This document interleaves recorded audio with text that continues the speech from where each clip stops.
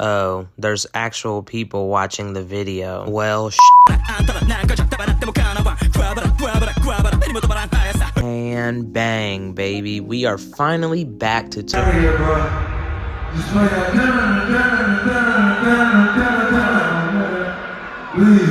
But actually time for me to shut the up so that we can finally talk about Dandadan.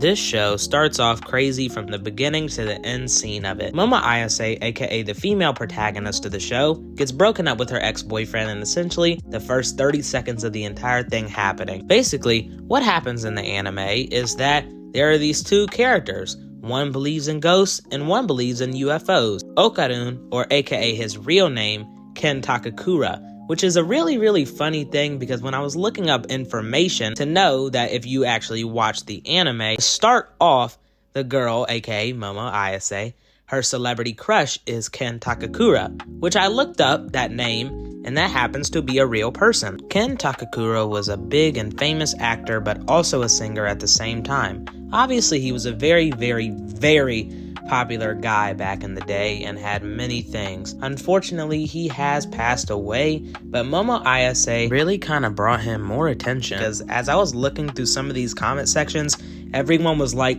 "Who's here from Dandadan?" Which is actually really cool to see another person resurface like this, and apparently he is also a very big inspiration for the anime in general, which I thought was really awesome. He was definitely a more badass kind of cool role in some of his movies and just being a cool character in general, which actually I found out that he's in one of my favorite movies that I've ever watched, aka Bullet Train, which is obviously not the new one, but there was an old one that came out a long time ago, which I really enjoyed. Also, I definitely see the reason that she liked him, but at the same time, rest in peace. Hopefully got a nip in this building who speaks fucking English.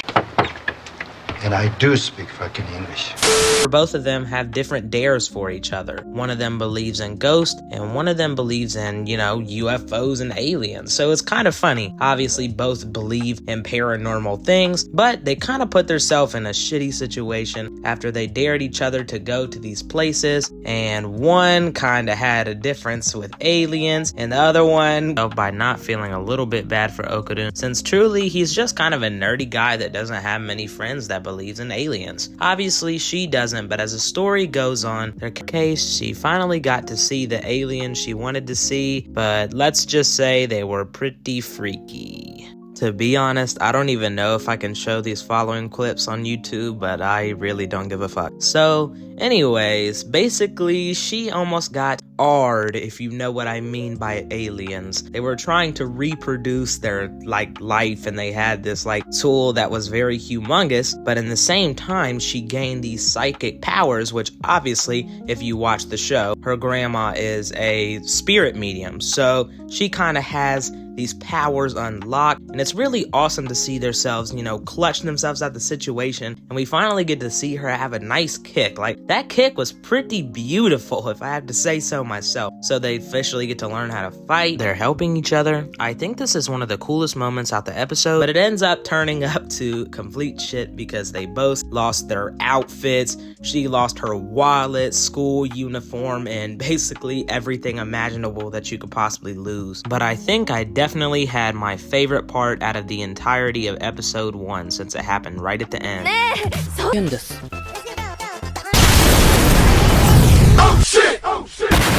This is also beyond fun. Basically, to sum up the beginning of episode 2, he tried to go into the granny's house, aka Ayase's grandma's house, but as he walked in, there was a barrier set up, so he kinda set on fire. Obviously, he got put a curse on by the Turbo Granny, so he kind of activated that in the beginning. So pretty much that's what happened at the beginning, and he tried to walk in the house, which it's funny the way he tried to walk in after. I really enjoyed this part because it was one of the more introspective moments out of the entire thing. Okarun was really just a basic nerdy kid at the beginning, was getting paper balls thrown at him, and just people were being an asshole to him. And instead, he finally found a friend that he wanted to talk to, but he wanted her to stay away from him because he put her in a dangerous situation. but he felt like he didn't really deserve any friends or deserve a kind of love like that. In this moment, he actually ended up calling her ugly, which was beyond funny because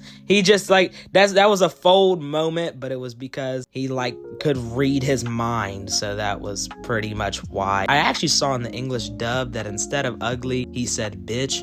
So that was very interesting, which I don't remember which one was said in the manga, but still a very, very funny moment. They actually ended up finding a evil spirit at the door waiting for them because of the different doorbell. She took the talesman off, which was her biggest mistake at the beginning, and she forgot to put it back on. So the evil spirit showed up outside, and now they have to go solve it in this episode, which they ended up doing, and it kind of created a bunch of drama, but made for some epic moments in episode 2. For the remainder of the episode, pretty much they had to fight this sumo alien thing called a Flatwoods monster. They kind of look at it as a space alien, and Okarun really stepped up to the plate and learned how to use his power. He turned into this more, again, badass kind of character, which ISA was very shocked about. That is Ken. That ain't no Okarun. This one is Ken. And he ended up fighting and actually making them out to be successful in this battle. It was a really cool fight, and to see them both come together and use their powers, I think that this anime is truly going to shape up and be a one amazing time. ISA tried her best to hold him back with her psychic powers and stuff, and definitely the look was very intense and the moment felt very intense. It was still filled with funny moments, but for them to beat them and Okarun to turn into a complete badass, and not even to mention that little cool form that he turns in with the curse is really cool. So for both of them, they kind of lit him on fire, and it was a big explosion for their win. Also, I can't even lie, they cooked so damn hard with this scene. With that being said though, that is officially going to conclude for today's video and my video on Dandadan. I want to know your opinions about the anime though, so let me know and just leave me a comment on what you felt about the anime, what you feel about the characters, because I personally think it is off to a really good start. For my review, I would have to give Dandadan a 10 out of 10 for its starting, and I will also be leaving the link in the comments to go check out the future schedule for when the more episodes will come out. And no, this is not like some advertisement for them. This is just genuinely my full opinion on it, and I appreciate you guys for watching. Comment, like, and subscribe, and I'll see you on the next one. Peace.